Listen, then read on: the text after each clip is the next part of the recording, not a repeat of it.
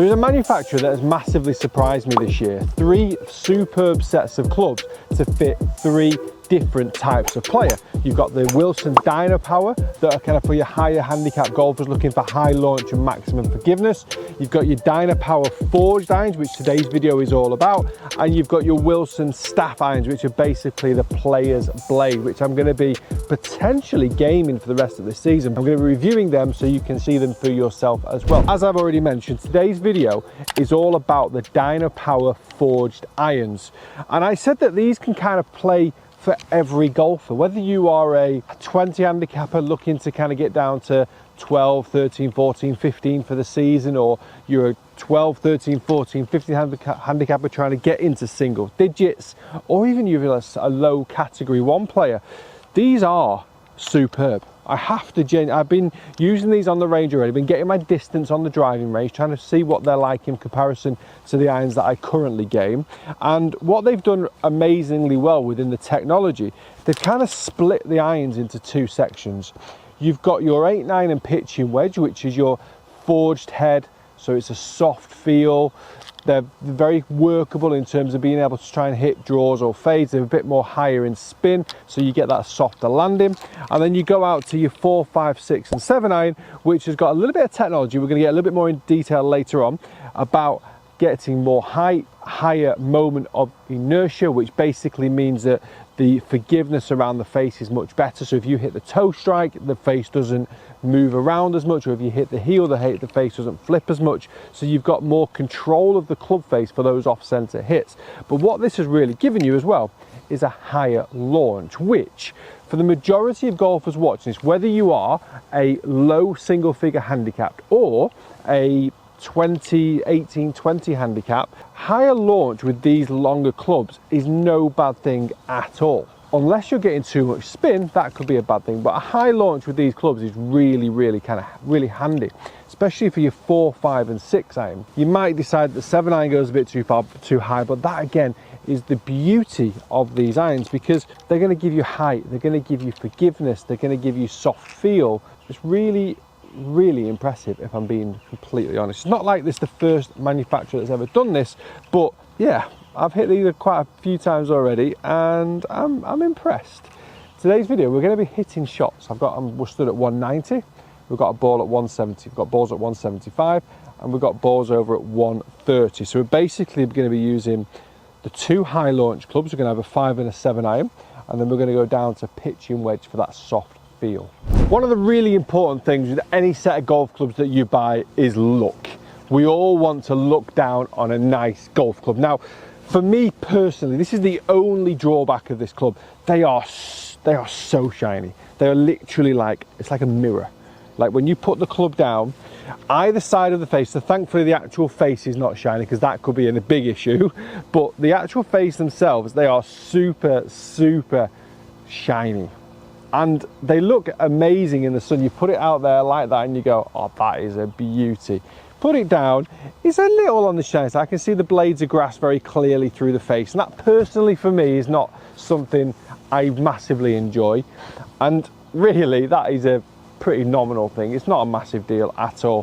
When you sit the club down, there is an extremely small offset, but not much at all. So the face does sit behind the shaft a tiny bit on the 5 iron. The top edge is, would I class it as thick? Just. But again, these aren't trying to be bladed golf clubs. And again, for me as a golfer, for me as a professional golfer who's used blades all my life, obviously when I look at a club like that, I do think they are a little bit on the thicker side. But if you put it into context with every other golf club in this sort of remit, they're kind of looking for the mid handicapper down to single figure handicap. Is it a thick head? The answer would actually be no. So personal preference on look and feel is absolutely vital. So that's my preferences. You need to go and check these out and have a look for yourself. In clubs that are designed to help you gain more consistency, more height, keep the golf ball straighter, better ball striking, you would often see a really thick head. You would often see probably a much bigger offset than what these clubs are offering. So from that perspective, they're probably on the kind of the nicer side of how they look in comparison to some of their competitors, which obviously is a real bonus. They come with a KBS Tour Light shaft. So a Tour Light is basically slightly lighter than your standard shaft. So with that being said, you should be able to swing the golf club a tiny bit faster. More speed in your golf swing leads to more ball speed, which for these clubs in particular will lead you with a little bit more spin, which gives you a bit more height as well. So they are really geared up for giving you that little bit of extra speed, which will equal, as I've already said, equals distance. The head themselves are very much geared up for height and forgiveness, which is great. They do look pretty good overall behind the ball. Like I said, the leading edge is probably as standard as everything else. One of the things that I do hate, and you don't see with this club, the back edge. Sometimes with longer irons, you see this back edge just poking out behind this top edge, and you don't see that with the 4 or the 5 iron. So I think that is a huge positive. So that kind of gives you a bit of a perspective that they're not crazy thick. It's just me being ultra fiddly. Like I say, shaft's great, grip's good. Right, we're gonna hit a couple of shots with the 5 iron. We're 190 yards out. They do feel very light when I'm swinging it. So we're gonna get a little feel for how they sound off the face.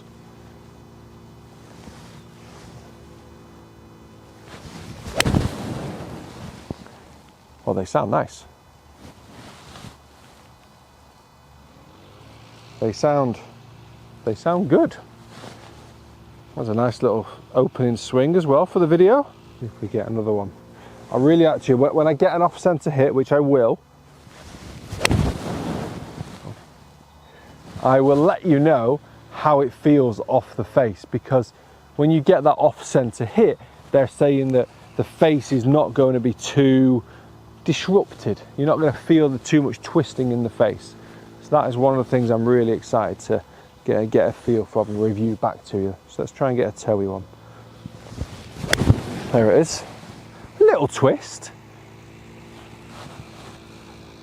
Distance wise, really interesting. So it's come out, because I've hit it off the toe, the face has twisted. I struggle to imagine that it would never twist, obviously. So I've hit that off the toe. As a result of that, it has gone a little bit lower than the 2 shots previous, but because it's come out lower, it's come out with less spin, and it's ran. I actually think when I get up there, it's probably in around the distance of the green. So where the 2 previous were lovely strikes out the center of the face, loads of height and probably going to the carry distance I expected, the last one came out flatter with less spin, would have landed sooner, but certainly got plenty of run. It was chasing like hell. So ball striking with this was 2 out of 3, really, really nice. Great ball flight, definitely higher than I normally expect. Toe strike, forgiveness in terms of distance, little bit of face movement through impact, which I 100% expect. There's no golf club on the planet, they may tell you that, but there's no golf club on the planet that will not move through impact if you hit the toe or the heel. It's how little it moves and how forgiving the actual golf shot is that is the key. Right, let's move forward. Let's hit a couple of 7 irons from 175. Right, so moving down to the 7 iron, it's massively piqued my interest because I'm very curious to see how this power hole performs with the 7 iron, because I was expecting really 4, 5 and 6 to have the power hole, and then 7 to wedge being your kind of more feel based, high spinning, kind of tighter dispersion, better feel style shot, where you're obviously trying to get the ball as close as humanly possible with those clubs. Whereas Wilson have gone to a 7 iron with this. So my only worry for me personally hitting this club is that I'm going to get too much of a low spinning 7 iron. So I don't want this ball to go higher, further and low spinning, because I'm looking for a bit more control with this club. So I brought GC3 out this time to give us some feedback and some numbers. Now I do have to state that I normally play a KBS C-tapered extra stiff shaft, which is about 130 grams an extra stiff. KBS Light, Tour Light is probably, should have checked this, about 90 to 100 grams, and it's a stiff shaft. So I probably would expect a slightly different performance, in fairness. How much though? For 3 or 4 shots, not massively. Wouldn't gain them from under, like in terms of for the full year with this shaft. Obviously under pressure, I can manipulate it more, but for a kind of a static test like this, I'm not expecting it to be worlds apart. One thing I'm just making sure here is I don't want the spin for me to be too low. I do want my distance to remain the same though. And I've done my distances already on the range and they were quite similar. Let's see how we go. Also, I'm going to be talking to you a little bit about off-centre hits. Got to say, it's a little bottom groovy, actually, in fairness. It's definitely not cleared the yardage, absolutely not. 160 yards of distance, so that was very bottom groovy. And it only, and loads of spin, 7,500 RPM. Again, I should be keeping, with a good strike, you'll keep this below 7,000. Right, that was a shocking start. That was hit relatively well. Very high ball flight, 167 yards, was a slight bit toe side of centre, 7,200 RPM, so again, still spinny, but again, off centre hit, so it makes sense. So I've hit one heel for you, I've hit one toe. Right, let's middle one for you now.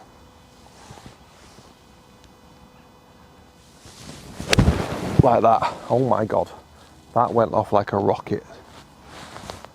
175 yards of carry, 6,800 RPM spin. That last one was ripped. Now, with every golf club on the planet, trust me, you will feel the difference between toe, heel, and centre. If you don't know the difference between toe and heel, you'll certainly know you didn't hit the centre. Okay, so as you saw, loads more spin, loss of distance, completely expected for off-centre hits. Maximum distance I lost really was about 10 yards. So actually 10 yards short with by the way, the first one was a horrendous strike. I'm talking super low on the heel, so I only lost 10 yards, which is probably not bad actually, in fairness. Toe strike went a little bit further because it went a little bit higher. It wasn't quite as badly struck.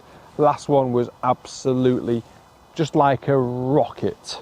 175 yards, same as what I normally hit. Spin rate just below 7,000 RPM, which is quite similar as well to what I normally hit, so that's a good sign. Launch angle 17 degrees, so that's pretty decent. Angle of attack I hit down on the ball, 2.7. So numbers were decent. Out the centre of the club face, loads of height, and I didn't lose any distance. What I was more worried about, remember at the start of this little section, was I was worried about gaining too much distance, hitting a low spinning high shot that went too far. It didn't happen. Felt fantastic off the centre. Didn't feel too awful off the toe and the heel, but again, toe and heel strikes will feel bad because it's not central. Overall, numbers accurate, ball flight decent, higher than normal, definitely for sure. Let's go check out the wedges. See the difference in terms of not having this power hole in there. Does it make a difference? The last full shots we're going to play in this video, pitching wedge from 135. We don't have the power holes within this club head, so we're looking for feel, precision, consistency, spin, higher spin, softer landing, and hopefully I've got 135 into the pin, which is my pitching wedge club, so hopefully we should see some similar distance to what I expect as normal. One of the things I'm happy about with this club from a personal perspective, I haven't just suddenly gained a load of yardages because they've tried to trick everybody in strengthening the lofts too much. You know what I mean? I think a lot of golf clubs are doing that at the moment to try and say, our clubs go the furthest because your 7-iron is now a 5-iron, you can't get it off the ground. They've taken a real kind of deep understanding of the player, gone for the higher launch in the kind of longer irons and a little bit more precision in the shorter irons. To finish this video off, I'm going to go and play a couple of little chip and runs around the green with the pitching wedge just to try and get a feel again for how the ball reacts once it comes off the face for those little chip shots. Again, clubbing behind the ball looks quite nice. Same leading edge as the 5-iron, but obviously more tilted back so you don't see it as much. Minimal, well, no offset really, I don't think. Certainly can't see much. Let's see how this goes. Middle of the club, oh God. Middle of the club face feels great. Oh, sit. It's gone past the 135, it's gone to the back of the green. So I'm going to presume it's gone about 140. Lovely strike though. Lovely strike. Oh, it's gone again. That's in the water. That's not landing for a good few minutes. One bounce and disappeared. These strikes, in fairness, are like purer than pure. If there is a thing, they feel phenomenal off the face.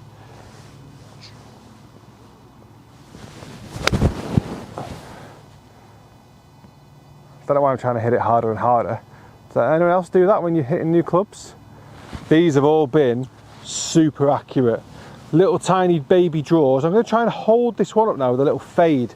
Now wedges, because of the amount of spin they get, obviously don't fade much anyway, but I'm just going to limit my draw. That's a me problem, not a club. Ah, that is faded. That has faded. And I haven't, oh my God. You'll see it on the shot tracer. That's faded. 4, if I do say so myself, fantastic wedge shots. Really nice. Right, let's go do a little bit of chipping with this as well. Right, so I've got a little bit of feel for these little shots in and around the green. Now, a lot of golfers may use the kind of your Vokey style wedges for these sort of shots, but it's nice to kind of get a little sensation for the soft feel. That's a little bit bottom groovy, but works out all right.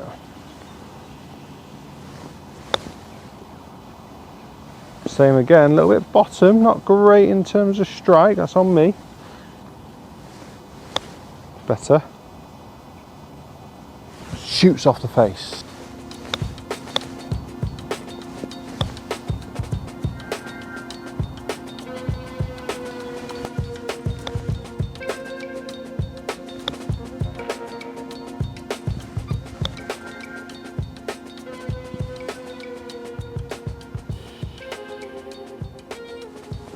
Third time lucky. Guys, thank you very much for watching. Hope you've enjoyed the video. If you've got any questions about these Wilson Dynapower Forged Irons, do drop them down in the comments section below, just in case I've missed anything.